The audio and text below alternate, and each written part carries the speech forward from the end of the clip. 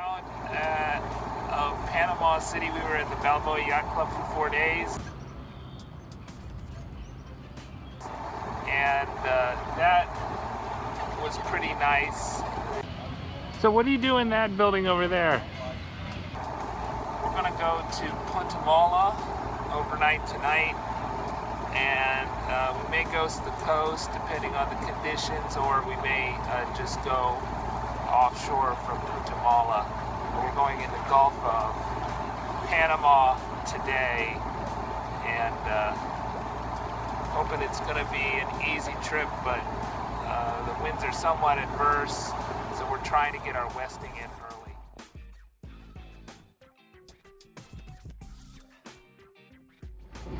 Janna drove us out of Panama City, doing a great job avoiding the super tankers.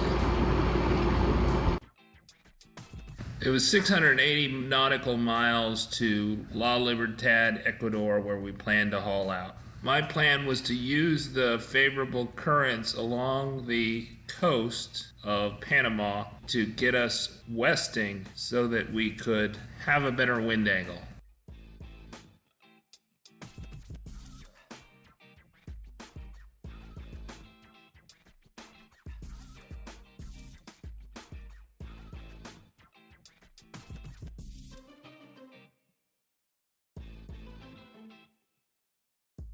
We had a pretty nice sail and motor around the Perlas Islands.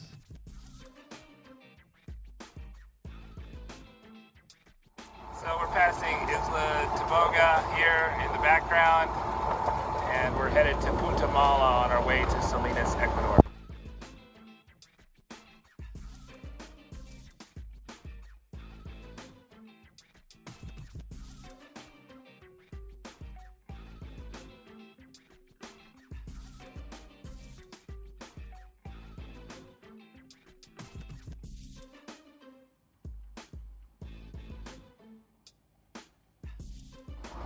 Alright, so this is the southern tip of Panama here. There's a lot of current running, pushing us west. We're trying to get our westing. Last night was pretty rough around Punta Mala. There were a lot of thunderstorms, the wind was picking up. But once we cleared Punta Mala, it got a little bit better. But this is really a strong current like the Gulfstream. And here we have got wind opposing current, although there's not much wind this morning. Cebaco Bay. Hopefully there's somebody there. The alternator was not charging, so we had to put into Cebaco Bay where there was a fuel barge. We paid about $150 to refuel and raft to the fuel barge overnight while we could hook up to the AC power. I had not got around to installing the new Balboa alternator. The old alternator definitely had some problems. Things were not connected when I was looking at it. Notice that this post here has nothing on it. I think that post goes to the battery. I think it should have something on it, but this is how I found it without anything on it. So this battery stud right here had nothing on it, and I think I found the red wire hanging up top. So there was no red wire attached. There was a black wire attached. With the new Balboa alternator installed, we were ready to sail offshore to Ecuador. Alright, so here we are in the middle of the Pacific Ocean, me, Sophie, and Janna. We're kind of going through what you might call the earlobe of Panama and the top of South America. So if you think of Panama City, it's kind of the farthest northern, highest point of the ear, and then the bottom of the ear where the lobe is where Salinas, Ecuador, our destination is. So we went around the outer edge of this kind of ear shape, and now we're kind of crossing this part down to here. And we're about 4 days out of, we're just 1 day out of Isla, Cebaco, I believe is it pronounced, where we tied up to a fuel barge and refueled, and we're about 4 days out of Salinas at our current pace, if we can keep the 5 miles per hour. It doesn't look like we'll have any good winds the whole trip. They're mostly from the southwest, and we're headed south. So if we pointed a little better, we might be able to use the gentle with them most of the time, but I don't think we will. We've got to use it a little bit. But we just had this continuous rain since last night, since we left the coast of Panama, and this has just been kind of miserable in the sense that it was cold. I guess, you know, it's good in that it's not too hot. I mean, all the rest of the trip was really hot and really hard to sleep. The cabin temperature is actually pretty good right now. It's a little cold outside, and I want to avoid, you know, hypothermia for especially Janna and Sophie. Last night, I think that was the last thing she ate. So I'm the only one that's eating today, and so I think they're both pretty seasick. I'm just glad that Sophie's not been throwing up. She did throw up a couple times from our way from Panama City to Isla, Cebaco. To go in there because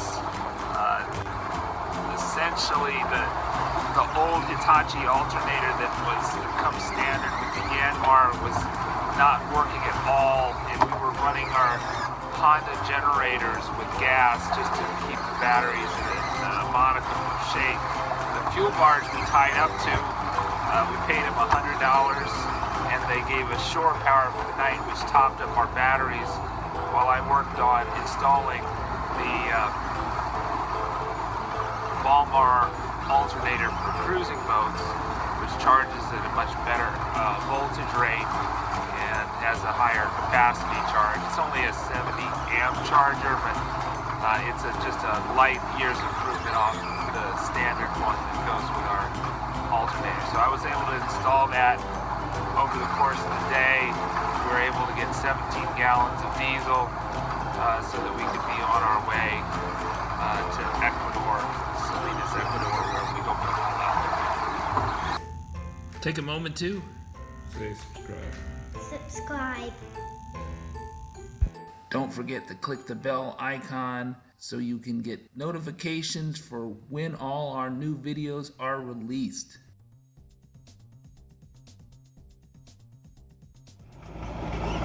We have the jerry cans tied up here, the ones that were on the port side, which broke overnight. I'm not sure when they broke. It was either on my watch, the night watch, or Janna's night watch, but I found it in the morning. I actually saw the hawse pipe wash up, and I investigated that. And the anchor was, you know, hanging a little loose. It had its safety line, was holding it not to fall. And then I saw that the board was broken for these. And after about 2 hours, I was able to bring them back in. And I had to use one of the halyards, the topping lift, for the whisker pole to pull them in, because the board was so heavy and I couldn't take them off. You can see the broken board right there. I'm going to use that for measurements to see if I can manufacture another one on our way. Otherwise, we'll just put up with these jerry cans for the next 4 days in the cockpit. Pretty gray skies here. Just wishing for some sunshine. I don't know. You know, you always wish for what you don't have. You know, when you're too hot, you wish for rain. When you're too cold, you wish for sunshine. Too wet, you wish for sunshine. But it would, you know, it is a lot nicer on the night watches, especially if there's some break in the clouds, but we haven't seen it for a long time. So I just asked the weather router, Dave Clark, you when is the rain gonna ever stop? Because I haven't seen so much rain on a boat, I guess. And he said 3 to 4 north, the isolated showers that I'm experiencing, which are continuous, should dissipate. Looking forward to that. It's basically 24 more hours since we're about 5.5 north and headed due south to Ecuador. We've been underway since the Isla de Cebaco for about 26 hours or so, and we were actually underway for almost 2 days from Panama to there, and we stopped there overnight and had about a 24-hour respite from our travels. This squid somehow made its way onto our boat. I found it when I was cleaning up the cockpit.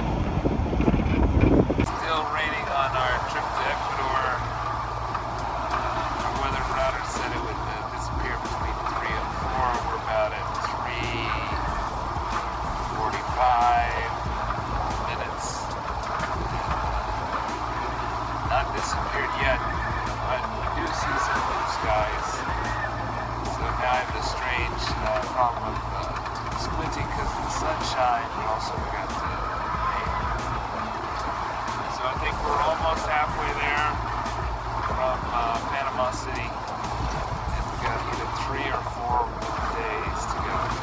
I tacked towards the northernmost city in Ecuador instead of Salinas because we needed fuel. We could get a good wind angle if we headed east towards Esmeraldes, Ecuador. Because our furling line broke, we needed to go into Esmeraldes for fuel and repairs. So I had to furl the line at the bow cleat because the line snapped. So several big ships anchored outside the port of Esmeraldes in Ecuador.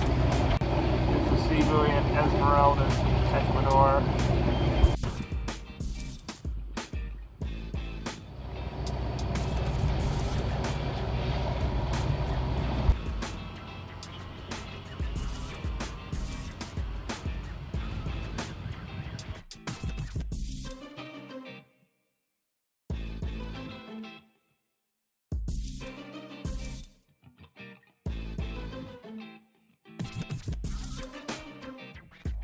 I'm in the port of Esmeraldes, and we just got kicked out by the Coast Guard. They won't let us get diesel here, and they wanted to make sure that we actually did break our furling line when I told them about that. And they said we had 2 hours to leave and we could not get diesel. They were like, oh, well, you could go 260 miles down the coast and get diesel. Real friendly. Anyways, so that's what we'll do. We're going to go down the coast a little and anchor and decant the diesel we have in the bladder.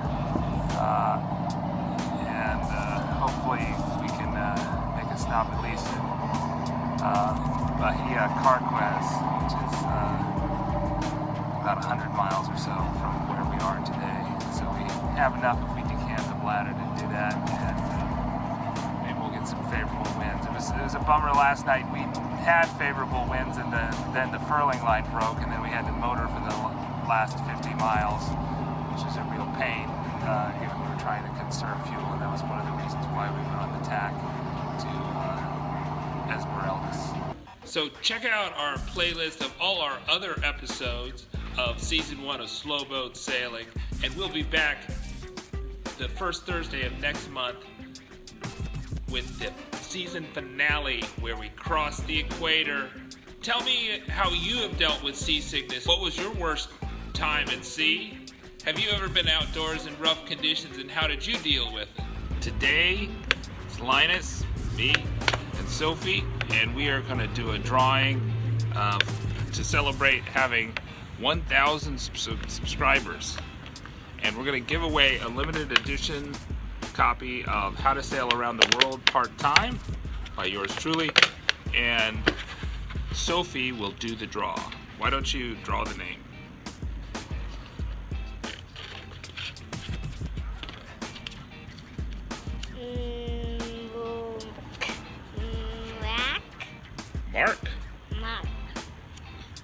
Congratulations, Mark, you won.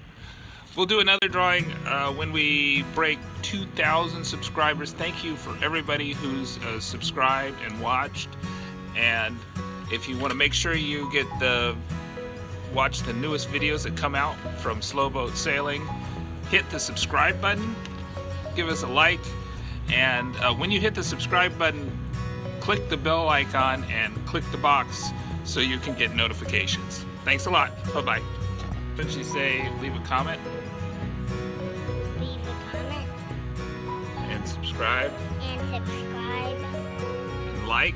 and like, Share? share, And comment? and comment. Okay, good job. Do another about the books. And stay tuned to hear from the folks at Mantus about what makes a great anchor. Why does the Mantus Anchor set quick and others don't? Well, we have a lot of the weight of the anchor directed right onto the nose. So, like a sharp knife, throw it in hard packed sediment, you'll stick. So that's what we did. We gave it a sharp blade and a lot of weight on the tip.